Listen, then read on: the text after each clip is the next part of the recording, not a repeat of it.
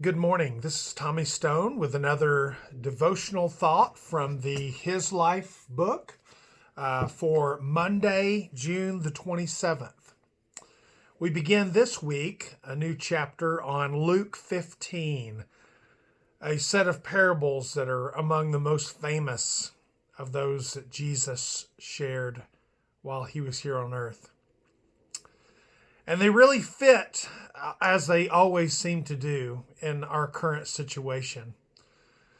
I don't know of a time when we've ever been more divided into us versus them. You know, when I was growing up, it was kind of us versus them whenever you were on the playing field, taking on another school in athletics. And as you grow up, you discover more and more folks that you're supposed to be opposed to. We're living in a time now when we're being asked to stand together and unite and the statements being made, we're all in this together, speaking of the COVID crisis. And yet there's still a lot of the us versus them happening. Of course, we're in an election year, so there's Republicans versus Democrats. We, because of the COVID crisis, have folks who are us versus them, those who wear masks and those who don't. We continue to have a struggle with us versus them when we consider people in other countries who are supposed to be our enemies. So we think of them as in an us versus them kind of way. So it's interesting again to circle back to Luke 15, where Jesus is going to say to his followers that in the most important case that you want to do the us versus them, we need to have a change of heart and mind. You see, it's also a danger that in the church, in the body of people that gather together around Jesus, that there might be us versus them happening too. You remember when Jesus was here in his ministry, he was having a very difficult time among his disciples, keeping the us versus them away from their thoughts. They had infighting going on between the disciples about who was the greatest. And when they looked around the world around them, they knew that they were following Jesus, and anybody who wasn't, to them, was considered to be a bit of an enemy.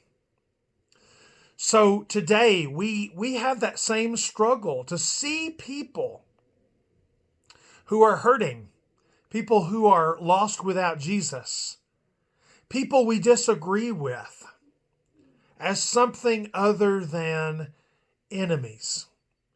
And obviously being on social media doesn't help this. Something I think that in the best case scenarios provides a way for everyone to have a voice. But in reality, it's a place where a lot of battles are taking place of us versus them.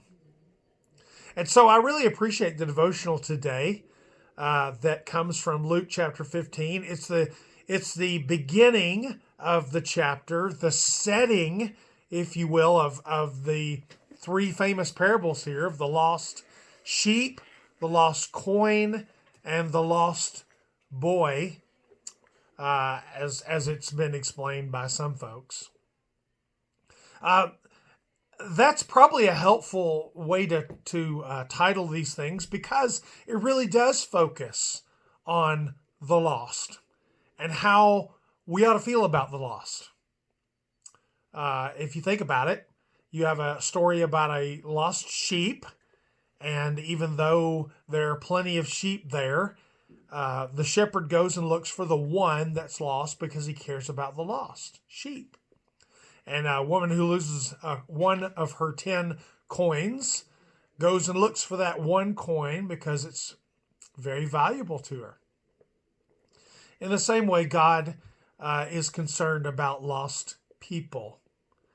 But this all starts in Luke chapter 15 because of comments from the opponents.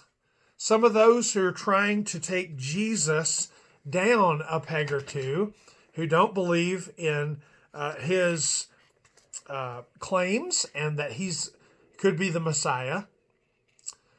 Here's how things start in Luke 15. The tax collectors and sinners were all gathering around to hear Jesus. Tax collectors and sinners being a group that the Pharisees had singled out for Jesus to not be in association with if he's going to be Messiah. In fact, that would disqualify him in their minds for him to have any fellowship, any kind of relationship with tax collectors who were viewed by their people as being traitors because they were helping in any way the Roman occupiers. And then sinners, people who weren't living up to the standards of behavior as set by the Pharisees. So, the statement is made here that the tax collectors and sinners are all gathering around Jesus. Looking back on us on this story with our eyes, we would say that's a very positive thing. It would be wonderful if folks who felt displaced or felt like they didn't fit in or were looked down on by others or that were sinners and knew it were flocking around churches. But so often that's not the case. And I think it's because, as disciples of Jesus, we struggle with this us versus them mentality. It's selfish. And as long as I and my family are okay, then we tend to perpetuate those kind of divides. And yet Jesus is one who reached out to those who were sinners, to those who were lost, because he genuinely cared. He didn't just say it, he did it. He reached out to those folks. So the tax collectors and sinners were all gathering around to hear Jesus, but the Pharisees and the teachers of the law muttered, "This man welcomes sinners and eats with them." Table fellowship was seen as an indication that you agreed with, and you could put yourself in a position to be corrupted by or deemed unclean because of that association. Jesus didn't take that route. Jesus wanted folks who needed a relationship with the Father to have access to the Father. I'm thinking about Acts 15, where in the discussion, this big discussion the church was having early on about Jews and Gentiles. Could they be together in a church without Gentiles following Jewish circumcision rules and other things? The conclusion that at least one of those at that conference had was, we shouldn't be doing anything that stands in the way of people coming to God. I wish that mentality existed in all sorts of areas of life, that our hearts were open to each other more, even if we disagree. But it's certainly life or death, eternally speaking, that we look at people who are sinners, who are lost, as not us versus them, but as we're all in this together. That Jesus came and offered salvation to me if I've accepted that gift, and so somebody else needs that gift so desperately. I'm very thankful for the devotional today and that story in the devotional about Don Ritchie. Please read that if you haven't already, the story of him saving lives. We need that same kind of mentality for people that we see around us day to day. And it's going to take building genuine relationships, getting over some of our hang-ups about things that are not nearly as important as eternal salvation. I'm praying that we will all chew on this and take it to heart. As followers of Jesus, we need to do what Jesus does, and he has a heart for those who are lost. I pray that all's going well with you today, that you're staying safe, and that this week you're taking an opportunity to welcome someone who could be an us versus them, and reminding them that you share something very important in common with them.